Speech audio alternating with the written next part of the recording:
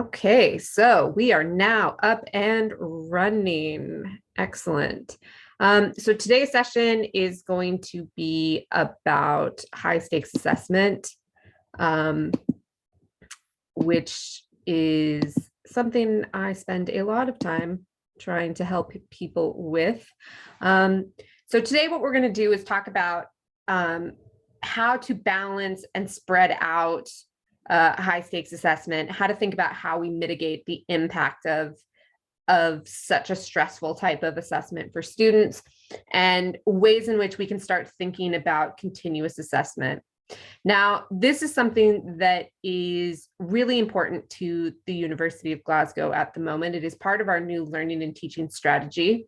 And part of this is to make sure that we are making sure that assessments are not challenging for the wrong reasons. So by mitigating the impact of a high stakes assessment, by taking some of that anxiety away, we can make sure that students are preparing for, that demonstration of knowledge. So those of you who've done anything with me before that is assessment related, you know that I view assessments as the student's chance to demonstrate their knowledge, to show off the skills that they've learned in your course throughout the semester.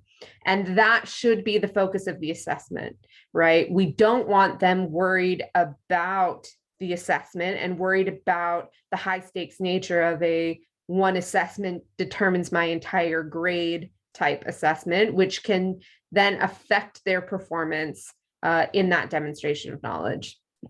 So according to the university and the way that we think about high stakes assessment, it's most often described as an assessment in which a student can fail a course based on their performance in that one piece of assessment. It often comes at the end of a course and is often an unseen exam scenario with the potential for this to adversely affect their degree classification. So when we say unseen exam scenario, in case you're unfamiliar with that concept, it means the students don't know what the question is going to be before they sit the exam. So a majority of the exams that we do across campus tend to be unseen, because then you don't have students kind of preparing a stock answer before they come in. Unseen exams are okay. They are a good way to test students' knowledge. It is a good way for you to examine potential skills and their understanding of concepts. It's just how we structure everything that comes before an unseen exam that can help reduce and mitigate some of that impact. But as part of today's session, not only will you get the slides, but you will get this, this piece of work that was written for the university around how to think about reducing and removing high stakes assessment. So this was something that you may have come across before.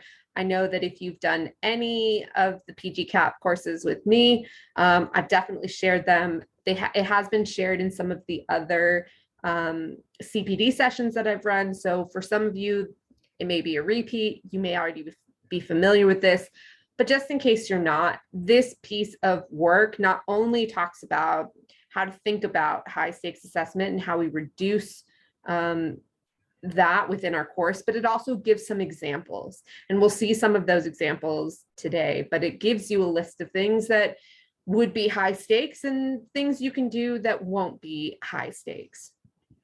And usually within this definition of high stakes assessment, you get a percentage, right? So 100% of the course grade comes from, this one assessment. That is usually considered high stakes. Anything over 50% in some instances is considered high stakes.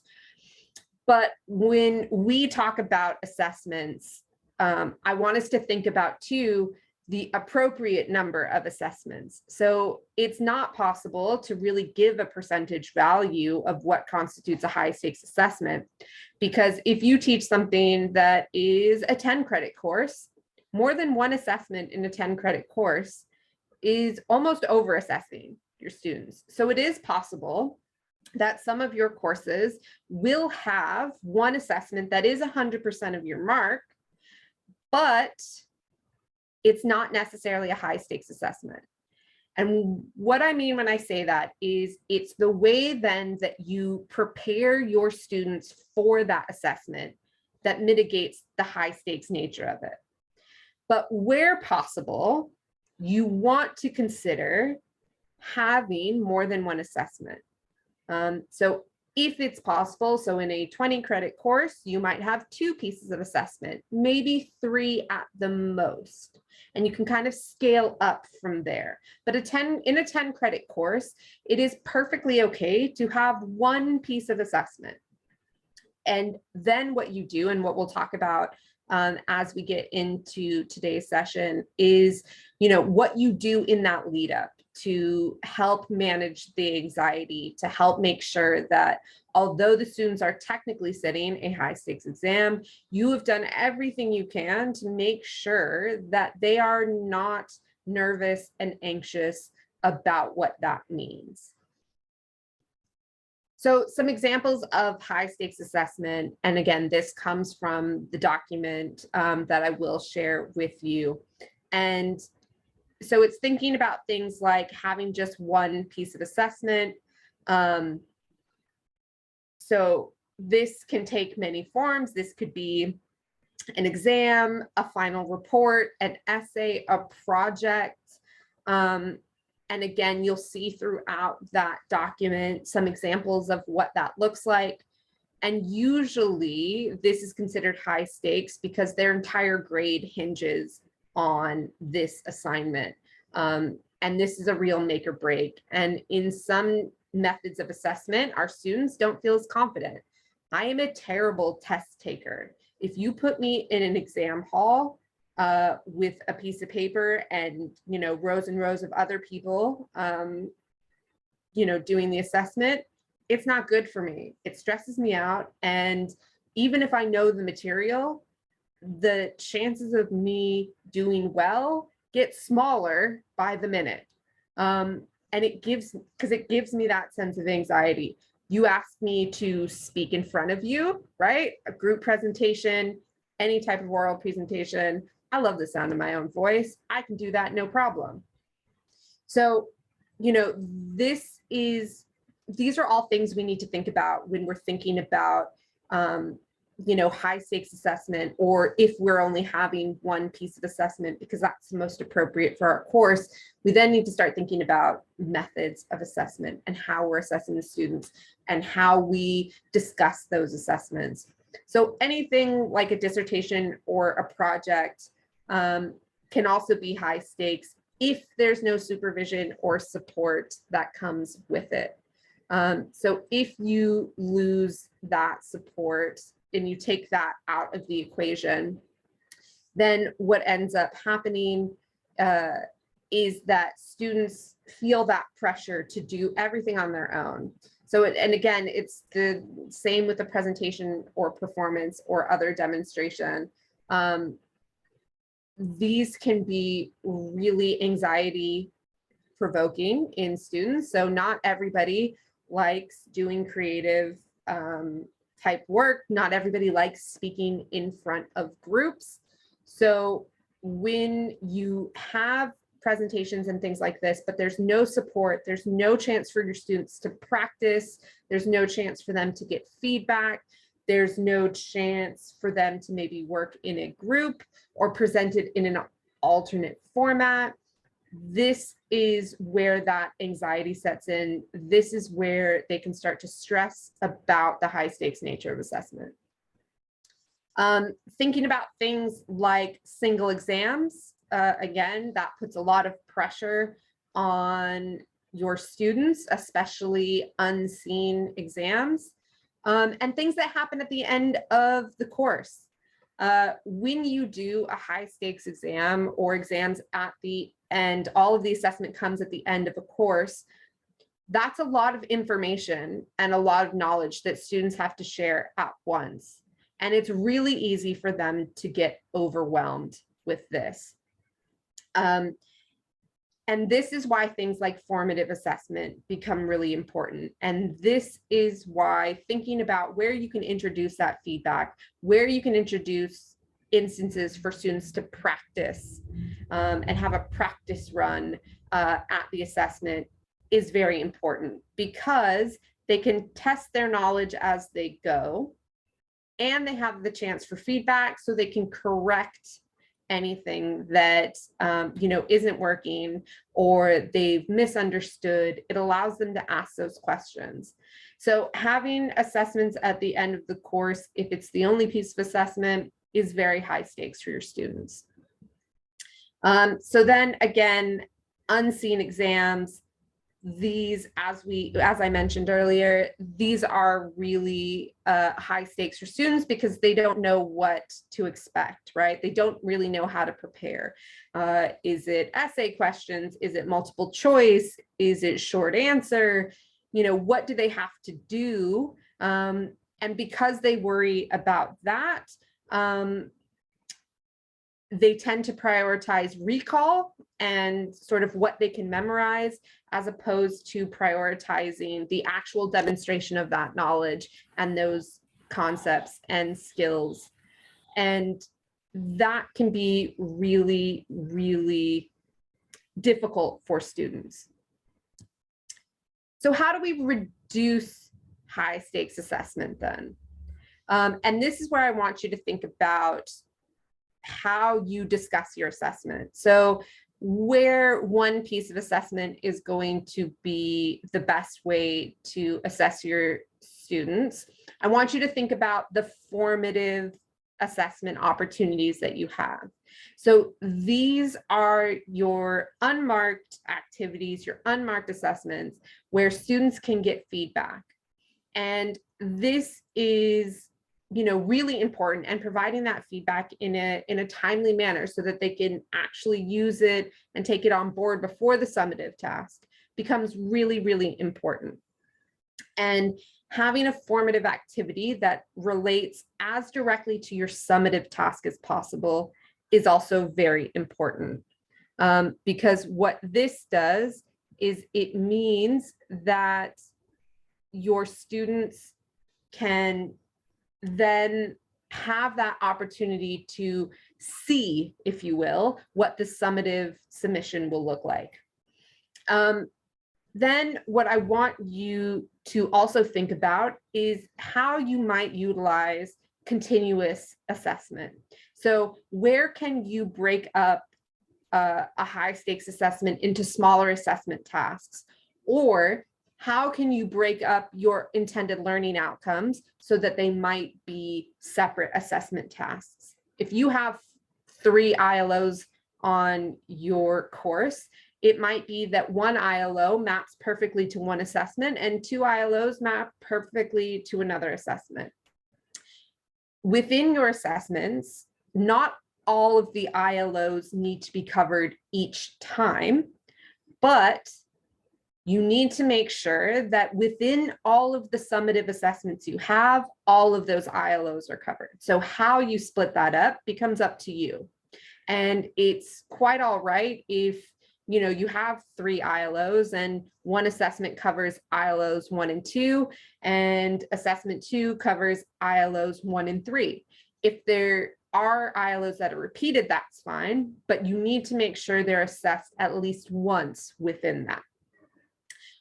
And what this can do too is when you spread out the assessments, when you start to think about them, and when you assess your students, at what point in the semester you assess them, you can start thinking about how you talk to them about how they prioritize the learning and how they're demonstrating these skills as they go. And it becomes less stressful because they're only demonstrating certain skills at a certain time.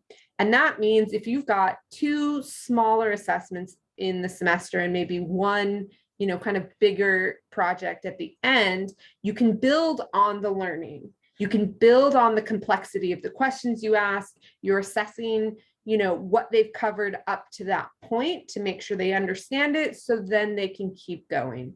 And that feedback and the grades, having been spread out during the semester, make it easier for students to start thinking about where they need to sharpen their skills. So it'll give them an idea of concepts maybe they haven't quite gotten, areas that they need to further study, or questions they need to ask you during sessions.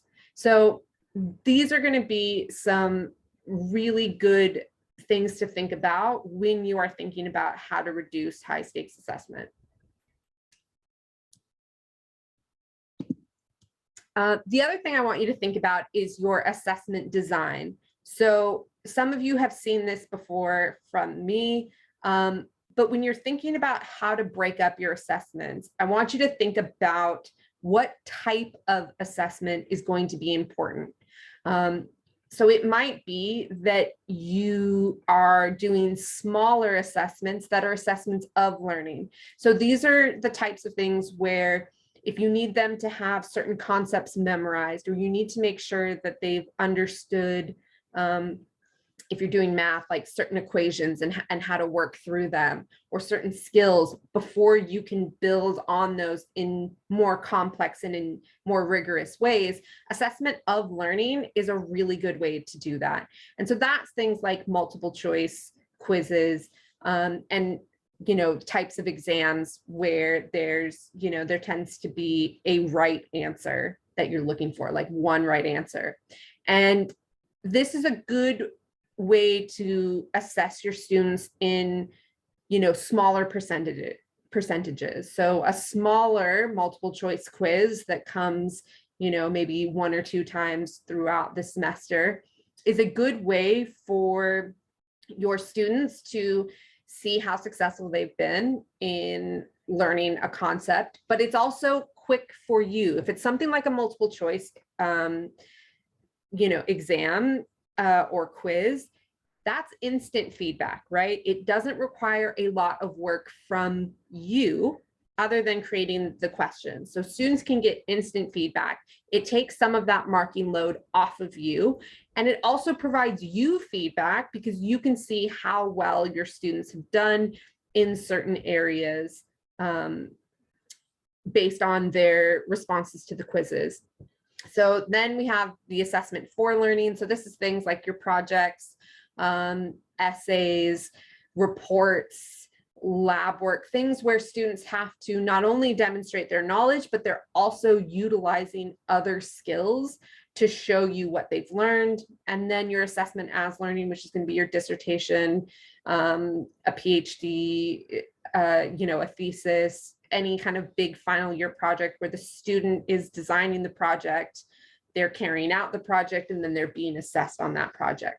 So thinking about your assessment and what's going to be important in that demonstration of knowledge can help you then think about the best method for creating new assessments, or the best methods for how you discuss assessments to help mitigate that stress of a high stakes assessment.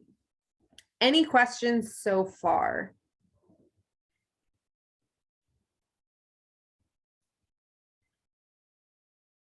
Okay.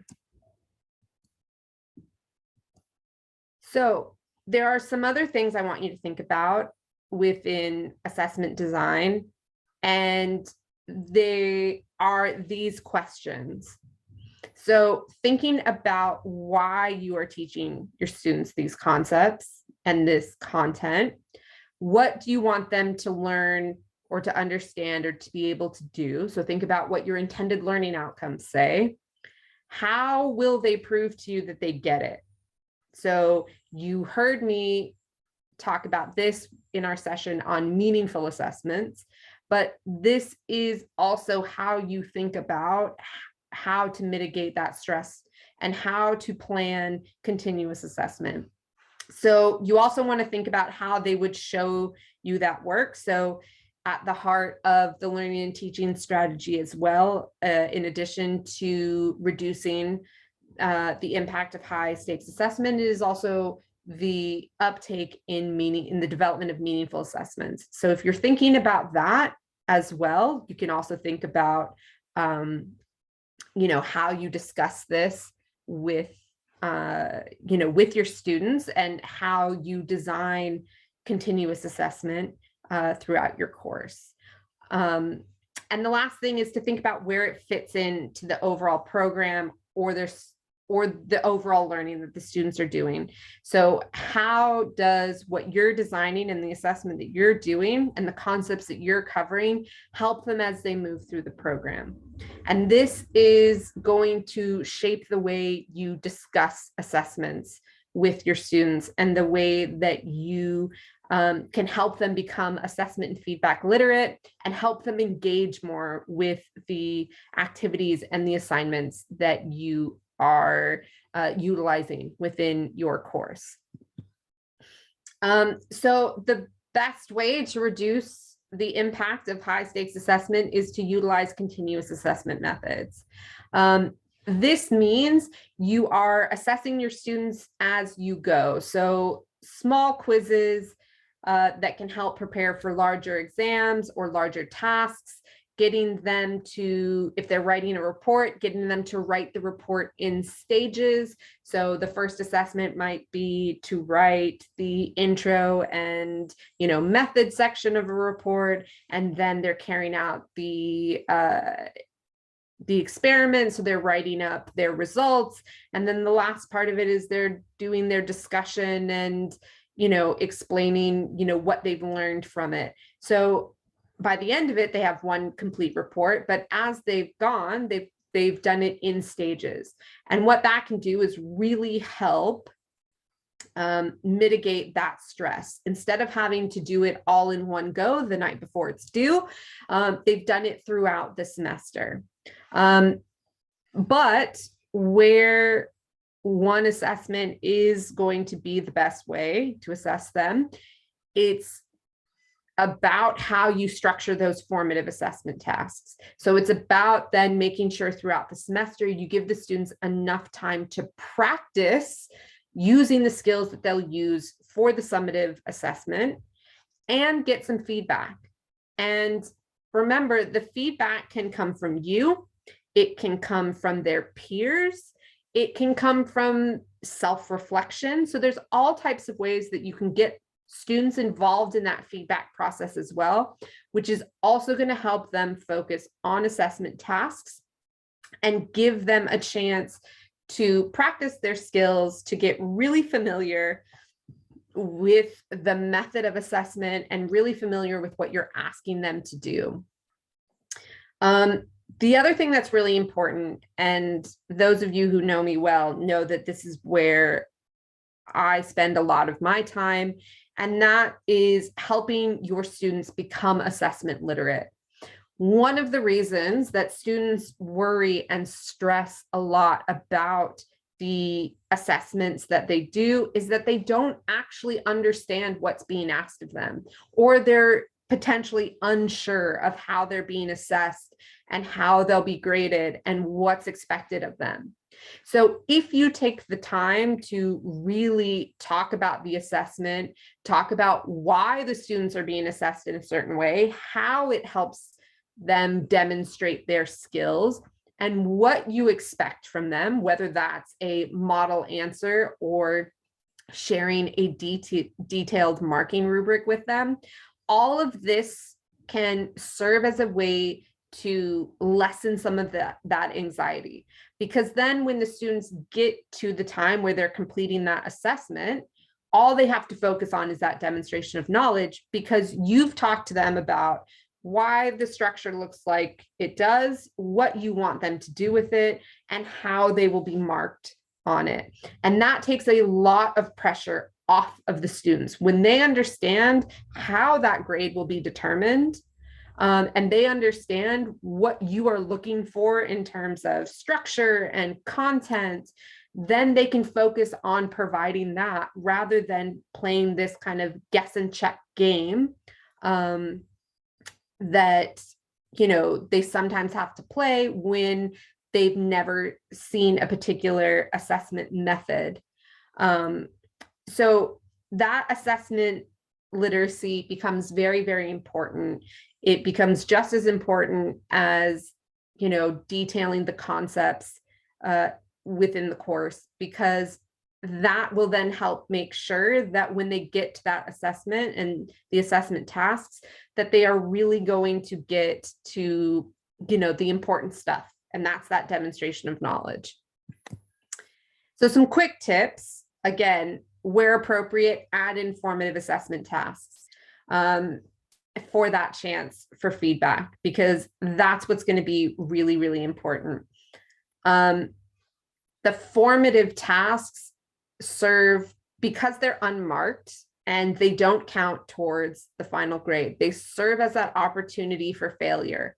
A student can try something out, can test whether they're on the right track with something, or they've really understood a concept, and they can do that without the fear of it impacting their overall mark. It's also the best chance for feedback. So again, we've talked about, peer feedback, self-reflection, feedback from you as the tutor. This might be something you give group feedback on. If you're utilizing quizzes, that's instant feedback from them understanding what the right answer to a question is. For those of you who do utilize exams, thinking about if it's possible to break your exam into smaller exams that are done throughout the semesters. So mini exams can be a smaller credit weighting within the final grade. And this means that if a student doesn't do so well on one, they still have the chance to do better on, the second one and the third one, which will then mitigate that kind of fear of failure. And it also keeps them from, kind of having that one shot to do well. And you really want to make sure that your questions, the questions that you write for your exams or for your assessments, are not just about memorization and recollection, unless those are the specific skills you are testing for. And consider how you work your intended learning outcomes into the assessment tasks, so that your students can see those connections, and they can see how they're demonstrating these skills, and they get a better understanding of what it is that they are really supposed to be demonstrating. So you want to make sure that those are really sharp and those are really clear, and that you also have a really good rubric to go along with that, so that students can then see where the marks come from, because that means that your feedback can then be focused on the skills they've really done well or things they need to do better, rather than a grade justification, because that's what you don't want to do with your feedback. You don't want to spend the whole time justifying the grade that they got. So you also want to allow for things like reflection, so that students can have so it makes it so that the students have a harder time cheating. If you give them questions where they have to answer it with a personal reflection with, their thoughts, this means that there is less of a chance of going to Dr. Google for their responses. The other thing, and this isn't always a popular opinion among people, but I'm going to push for it, is to consider alternative assessment formats. Is an exam the best way to assess your students? Is a report the most meaningful? Should it be an essay? What other ways can you get your students to demonstrate that learning? And consider that, and consider what that might mean for how they approach assessments. Students might panic at the idea of a high stakes exam at the end of the semester, but they might be more than willing to write a report or to create a presentation or to design a podcast, or make a video. So think about, what other ways can you assess your students, and what does that mean for your workload? But also, what does that mean for the ways in which they can engage with this task? So if you are utilizing exam questions, and it's, in this online environment, you want to make sure that you're very clear about the rules and about your expectations for this. So, that means if there's a 24-hour exam, that students don't spend 24 hours working on it, right? So giving them things like, word counts can be really helpful. Reminding them things like, this should only take you a maximum of 3 hours. All of these things can help reduce that stress. Giving them time to practice as well is going to be a good way to help mitigate that. And thinking about replacements when you are considering alternative assessment methods and formats, you want to make sure that you can allow for reasonable adjustments and that it's still going to be inclusive to all of our students. So in a previous session, some of you heard me talk about how to assess your assessments and make them more inclusive. And that's thinking about what the barriers might be to the students in terms of, being able to complete these assessments, and thinking about, what an alternative assessment would need to be able to do to make sure that you're still adjusting for those barriers and limiting those as much as possible. So you want to make sure that, whatever you choose, it can still be adapted for reasonable adjustments, and that it's still as inclusive as possible.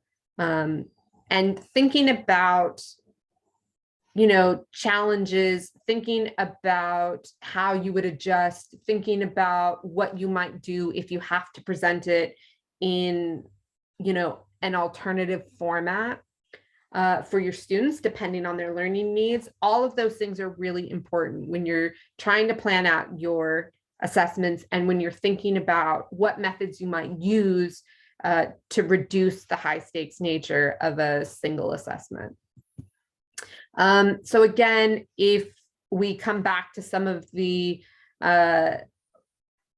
types of assessments that we saw earlier, to reduce the high stakes nature of a dissertation or project, this is best done with checkpoints. So supervision and checkpoints within the process, so that at certain points within the semester or the year or the 4 years, depending on what kind of project they're working on, they have to do things for you by a certain point, and they get feedback. Whether that be the peer feedback, whether that be from you as their supervisor, but things like, turning in outlines, turning in drafts of chapters or drafts of sections, all of those things help reduce that high stakes nature. The same thing if you're looking at performances or presentations. Anytime that they can have some checkpoints, anytime that you have a formative task where they can practice, where they can get that feedback, where they can ask questions, that's going to help them feel more confident going into a summative task. Again, with exams, it's the way that you spread across the semester. So instead of having that single exam, what can you do instead? How can you work in continuous assessment into your course design? And what does that mean for how you ask questions and at what point you offer these assessments? And thinking about how you kind of block or kind of chunk out the learning that's happening in your course. So again, the end of the end of course exams. This, as with the kind of single exam, thinking about how you can break that up, thinking about where you can assess your ILOs at different points and what that means in terms of having multiple assessments and multiple ways for students to demonstrate that knowledge. The unseen exam, it's the same thing, thinking about practice questions and thinking about, not necessarily the exact question that the students will see, but a question that is of a similar nature, and how you talk about the way that students approach it and your expectation of what their answers look like. All of these things can help mitigate that impact. And some of you will be dealing with accrediting bodies, and you don't have a say over the assessments that you do and the number that you can add. And this is where formative assessments come into play. It's also worth noting that, accrediting bodies, some of them are very open to discussion. So some of them will be more than willing to have a chat about, possibly adding something or breaking things up into different, smaller assessments, but some of them are quite rigid, and some of them have to be quite rigid about what the assessment looks like and how it's done and when it's done. So that's where those formative options come in, talking to your students about it, making sure they have opportunities to practice, giving them that chance to really try and fail and get feedback. All of that is going to really help reduce the anxiety around those high stakes assessments. So the last thing I want us to do today, and we've got about 20 minutes together, is I want you to think about a course that you teach. And I want you to think about whether or not it contains high stakes assessment. And if it does, is there a way for you to introduce another assessment? And when in the semester would you do that? And think about what types of assessment methods might be best for assessing your students. So in a perfect world, how would you assess your students? How would you get them to demonstrate their knowledge? And how can you make sure that the assessment is constructively aligned to your ILOs? So if you're breaking your assessments into smaller chunks, which ILOs are being assessed and when? Are all of the ILOs being covered in the course of all of the assessment tasks? Or have you provided enough formative activities so that if you have just one assessment on your course, you can make sure that your students feel as confident as possible when they sit down to complete it? Okay, so I'm going to stop sharing. Does anyone have any questions?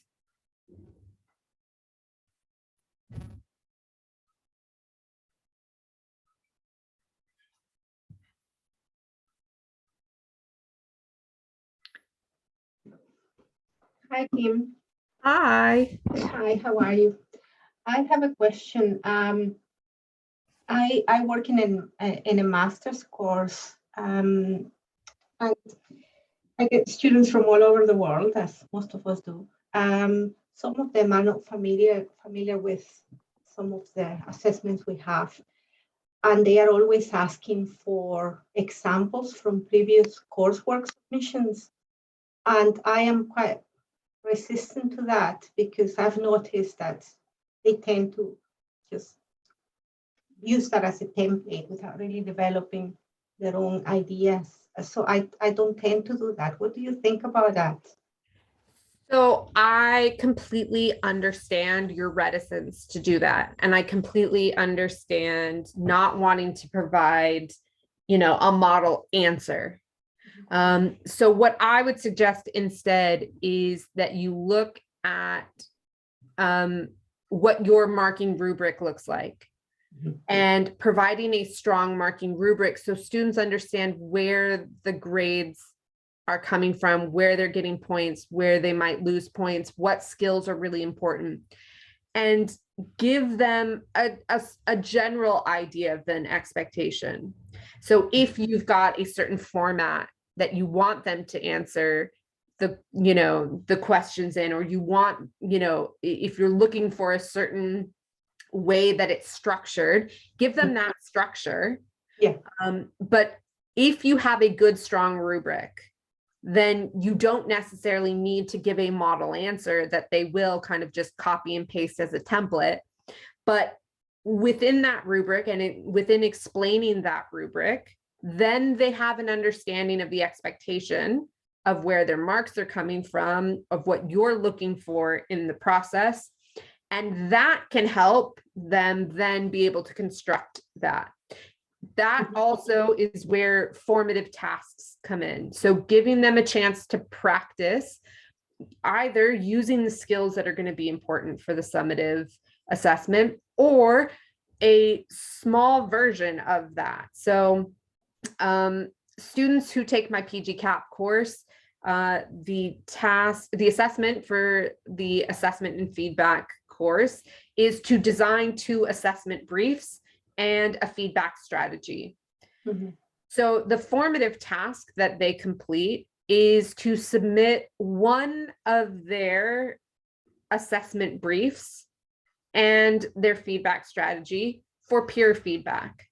So they get the chance to put to use everything they've learned in the formative, into their formative activity. So everything we've covered in the semester can be put into this assessment brief, but they also get some feedback from 2 peers who are also on the course and are also engaging with this, that can tell them things like, you forgot a formative assessment, which is really important, or can you tell me more about your feedback strategy? And then what I do is I run a tutorial. That is the last session that we have.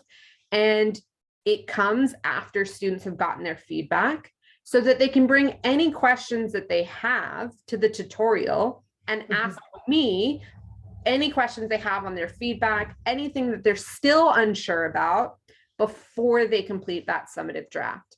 And that way, I don't have to give them model assessment briefs. So I don't have to limit myself to just getting kind of one type of response from the students, but they have plenty of time to ask questions, to get that feedback, and to practice writing an assessment brief and a feedback strategy. So that by the time they turn in the summative assessment, they know what they're doing and they know what's expected of them. Okay, thank you. Anybody else have a question or concern? Is anyone currently utilizing a high stakes assessment? I do have one. I run it. One of the courses is a 20 credit course, and I have 60% of it is a structure essay type, with evidence tables and stuff. So it's quite heavy, but it's really very detailed and with lots of instructions about what is expected. And yeah, so I do a full session on clarifying questions. So that goes at the very start of the course, and I explain to them what they have to do. And if they have questions, we have a dedicated period of time for just clarifying that. But students leave it for the very last. So that's the usual thing. So that's one of the things you can't really know. Control. So at the end, when they are seeing the amount of work they have to do, then it becomes a bit too late. But yeah, I just don't know how to control that. Yeah. Up to them. Anybody else? Yeah, Colette. Hello. So I think for most of my courses, I'm probably more on the end of over assessment, where there's lots of little pieces that kind of add up to make up the full grade. So yeah. I don't think I've got that balance between not having high stake assessments, but then leaning more towards over assessment. So I don't quite know what that balance is.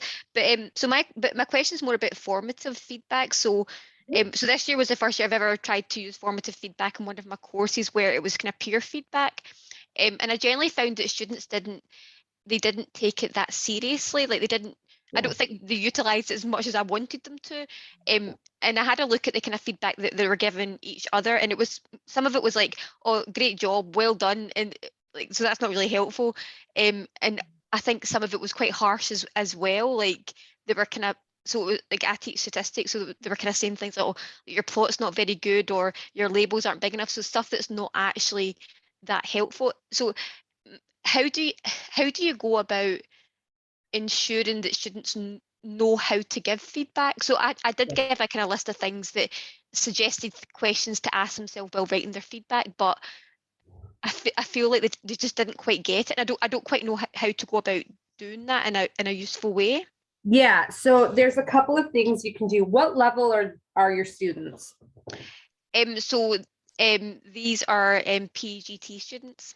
Okay, so you would hope by then that they would be a little bit more well-versed in getting feedback so they'd understand some ways to give it, but that's not always the case. So what I suggest with this, anytime you think that peer feedback is going to be a new skill introduced, or you have very specific things that you want your students to provide feedback on and to look at when they're looking at somebody's draft, give them a template with questions.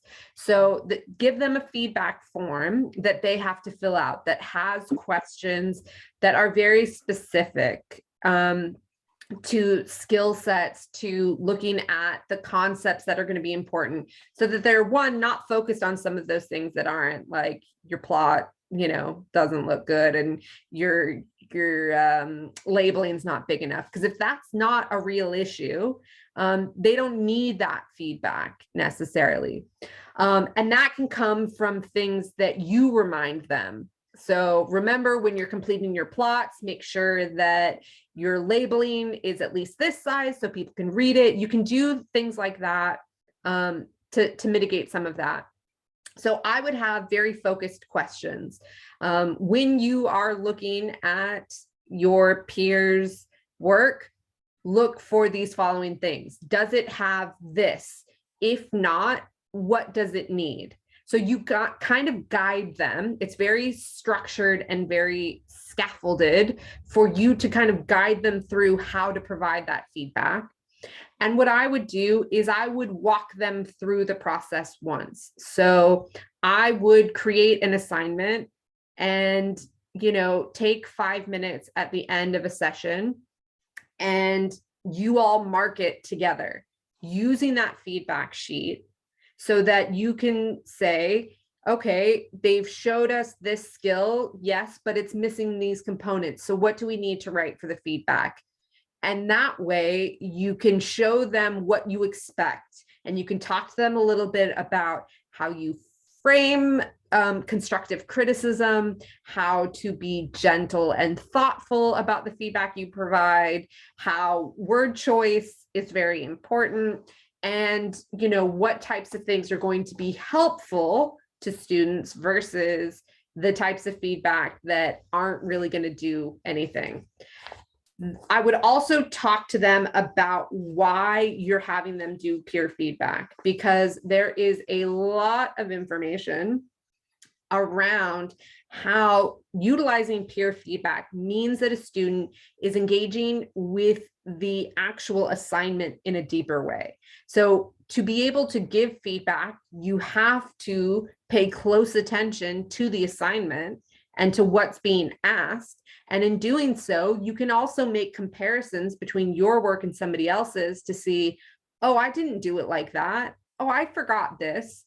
Oh, they didn't do this bit that I did that needs to be there. And within that comparison and making those judgments, they can also help improve their own work.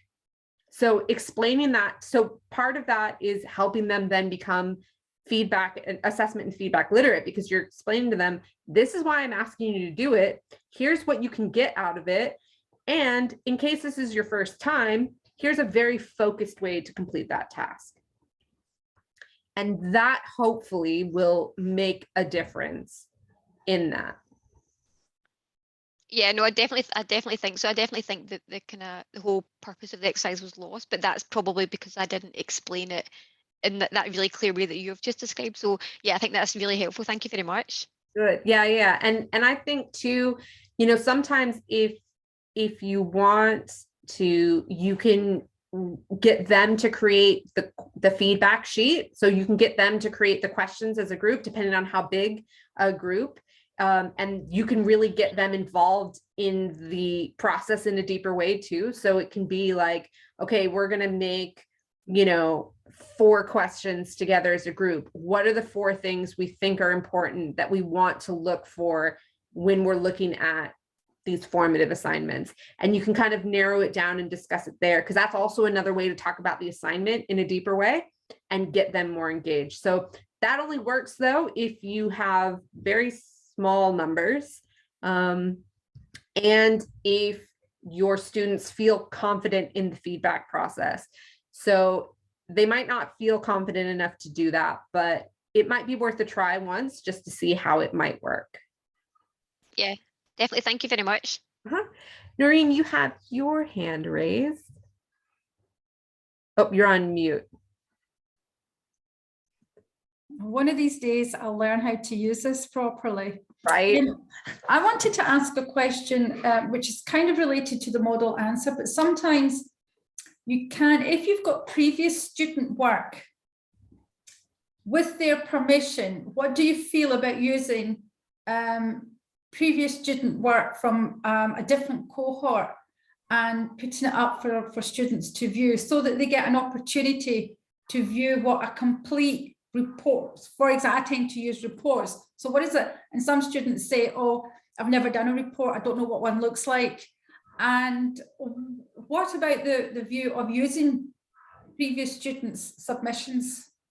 Yeah, I'm all for it.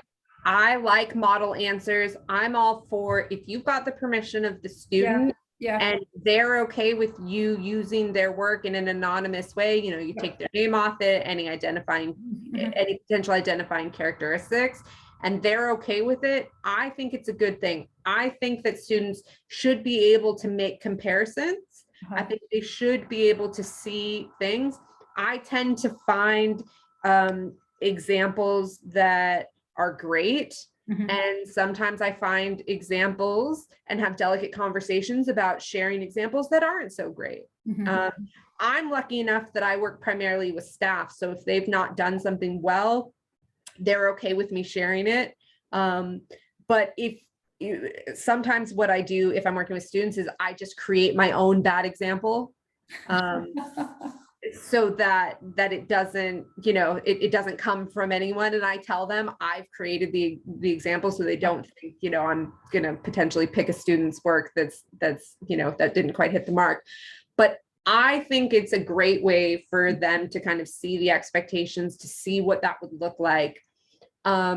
What I do say is to really make sure you have conversations with them that, you don't want to see a carbon copy of this example, but here's the structure, here's what this looks like, here's how you can use the headings, right? Maybe it's just the headings, that you should focus on. And, but I think anytime that students can kind of see that comparison and see sort of what that means in terms of your expectations as well, that's a good thing. And if your students are willing to share that, if you've asked and a student says, yeah, you can use my work, then I don't think there's any problem with it. Right, okay. And I've got another question, which is a follow on from Colette, actually. I mean, I'm new to the university. I've only been here 3 months and I haven't taught this semester.